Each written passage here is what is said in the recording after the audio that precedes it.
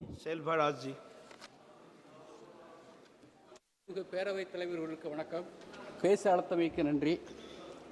நிதித்துறை அமைச்சர்களுக்கும் வணக்கத்தை தெரிவித்துக் கொள்கிறேன். சப்கா பீமா சப்கி ரிக்ஷா இந்த திருத்த சட்டத்தை திரும்பப் பெற வேண்டும் என்று வலியுறுத்துகிறேன்.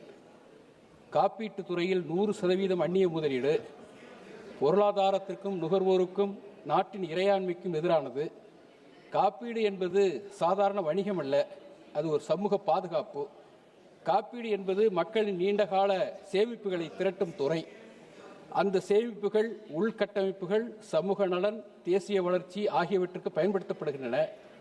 100% FDI அனுமதிப்பது என்றால் இந்திய மக்களின் சேமிப்புகள் அந்நிய மூலதனத்தின் கட்டுப்பாட்டுக்கு செல்லும்.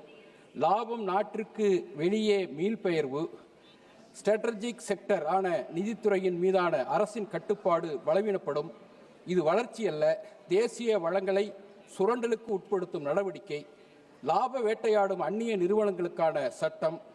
அந்நிய காப்பீட்டு நிறுவனங்கள் இந்திய மக்களுக்கு அல்ல, சர்வதேச பங்குதாரர்களுக்கு பொறுப்புடையவை. சமூக பாதுகாப்பை அல்ல, அதிகபட்ச லாபத்தை நோக்கமாக கொண்டவை. நகர்ப்புற உயர் வருமான குறைந்த ஆபத்து கொண்ட வாடிக்கையாளர்களை மட்டுமே குறிவைக்கும். இந்த திருத்தச் சட்டம் நிதி உட்சேர்க்கைக்காக அல்ல, உலக நிதி மூலதனத்தின் லாபத்திற்காக. நுகர்வோருக்கு எதிரான விளைவுகள். 100% அந்நிய கட்டுப்பாட்டின் கீழ் பிரீமியம் உயரும், கோரிக்கை நிராகரிப்பு அதிகரிக்கும். முதியோர், கிராமப்புறம், ஏழைகள், ஒழுங்கமைப்பில்லாத தொழிலாளர்கள் புறக்கணிக்கப்படுவார்கள். நுகர்வோர் பாதுகாக்கப்பட வேண்டிய குடிமக்கள் அல்ல, லாபத்தின் மூலப்பொருளாக மாற்றப்படுவார்கள். பொதுத்துறை காப்பீட்டு நிறுவனங்களை பலவீனப்படுத்தும் நடவடிக்கை. LIC, GIC போன்ற பொதுத்துறை நிறுவனங்கள் கிராமப்புறம், சமூகத் துறைகள், அதிக ஆபத்து கொண்ட பிரிவுகளுக்கு சேவையாற்றுகின்றன. தேசிய வளர்ச்சி திட்டங்களில் முதலீடு செய்கின்றன. 100% ஃபாரின் டைரக்ட் இன்வெஸ்ட்மெண்ட் சமமற்ற போட்டியை உருவாக்கும். பொதுத்துறையை திட்டமிட்டு புறக்கணிக்கும். மறைமுக தனியார் மயமாக்குவதற்கு வழிவகுக்கும். இது சீர்திருத்தம் அல்ல, பொது காப்பீட்டின் திட்டமிட்ட சிதைவு. தொழிலாளர்களின் வேலை மற்றும் உரிமைகளுக்கு அச்சுறுத்தல். அந்நிய ஆதிக்க காப்பீட்டுத்துறை ஒப்பந்த தொழில் அவுட்சோர்சிங் முறை அதிகரிக்க வலியுறுத்தும். இலக்கு அடிப்படையிலான அழுத்தம் அதிகமாகும். வேலை பாதுகாப்பு இழப்பு ஏற்படும். தொழிற்சங்க உரிமை சிதைக்கப்படும். நிரந்தர வேலை பாதுகாப்பற்ற கான்ட்ராக்ட் வேலைகளாக மாறும். சீனாவின் அனுபவம். கட்டுப்பாடு பிளஸ் தேசிய முன்னுரிமை. சீனா காப்பீட்டுத் துறையில் அரசு கட்டுப்பாட்டை தக்க வைத்துள்ளது. அந்நிய முதலீடு அனுமதிக்கப்பட்டாலும் கடுமையான கட்டுப்பாடுகள். தேசிய நிறுவனங்கள் மேலாதிக்கம். சமூக இலக்குகள் முதுமைக்கப்பட்ட பாதுகாப்பு உள்ளது. சீனா காப்பீட்டை வளர்ச்சி கருவியாக பயன்படுத்துகிறது, லாப சந்தையாக அல்ல.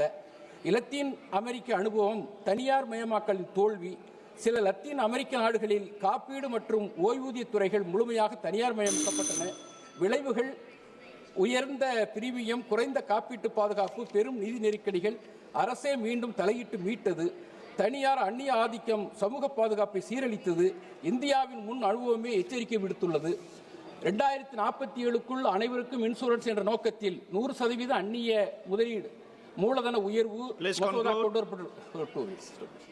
பொதுத்துறையை பலவீனப்படுத்தி அந்நிய தனியார் இன்சூரன்ஸ் நிறுவனங்கள் ஏன் ஊக்குவிக்க வேண்டும்? 1991 முதல் இன்று வரை ரூபாய் 82,000 கோடி மட்டுமே இன்சூரன்ஸ் துறையில் அந்நிய மூலதனம் இந்தியாவிற்கு வந்துள்ளது. ரூபாய் 57 லட்சம் கோடி சொத்து மதிப்புடன் செயல்படும் LOC நிறுவனத்தை மேலும் பலப்படுத்தினால் இன்சூரன்ஸ் வழங்க முடியும். கடந்த ஆண்டு ஒன்றிய அரசுக்கு ஈவுத்தொகையாக ரூபாய் 7,324 கோடி வழங்கப்பட்டுள்ளது. அந்நிய இன்சூரன்ஸ் நிறுவனங்கள் இந்தியாவிற்கு பங்களித்தது என்ன? 2000க்கு பிறகு இந்திய இன்சூரன்ஸ் துறைக்கு வந்த அந்நிய இன்சூரன்ஸ் நிறுவனங்கள் பல இந்த 25 ஆண்டுகளிலேயே தொழிலை விட்டே முதலீடுகளை எடுத்துக்கொண்டு வெளியேறி சென்று விட்டன.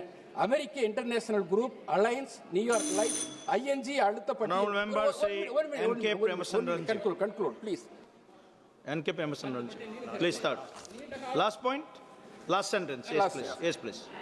நீண்ட காலம் தொழில் தங்காத இந்த நிறுவனங்களை நம்பி நீண்ட கால முதலீடுகளை செய்யுங்கள் என்கிறது அரசு.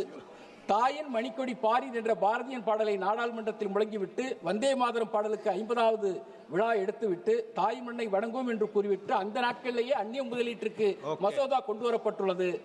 இன்சூரன்ஸ் துறையில் 1999ஆம் ஆண்டில் 20 தனியார் நிறுவனங்களில் மாண்புமிகு Vajpayee Thank you very much, Mr. Chairman, sir. Sir, I rise to oppose